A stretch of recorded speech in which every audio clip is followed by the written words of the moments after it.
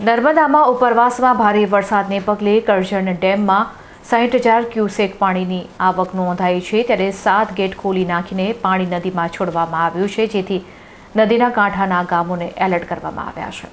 નર્મદા જિલ્લામાં સતત વરસી રહેલા વરસાદ અને ઉપરવાસમાંથી થતી વિપુલ પાણીની આવકને કારણે કરજણ ડેમની જળ સપાટીમાં નોંધપાત્ર વધારો થયો છે.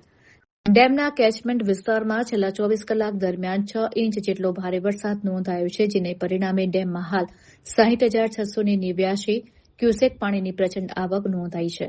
ડેમનું રૂલ લેવલ જાળવી રાખવાના ભાગરૂપે છેલ્લા એક સપ્તાહથી કરજણ ડેમના 7 ગેટ 2.40 મીટર સુધી ખુલ્લા રાખવામાં આવ્યા છે. હાલમાં ડેમમાંથી 34,743 ક્યુસેક પાણી નદીમાં છોડવામાં આવી રહ્યું છે.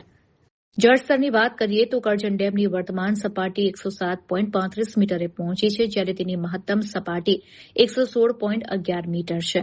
હાલ ડેમમાં 314.36 મિલિયન ક્યુબિક મીટર જીવંત પાણીનો જથ્થો ઉપલબ્ધ છે અને ડેમ તેની કુલ ક્ષમતાના 63% જેટલો ભરાઈ ચૂક્યો છે.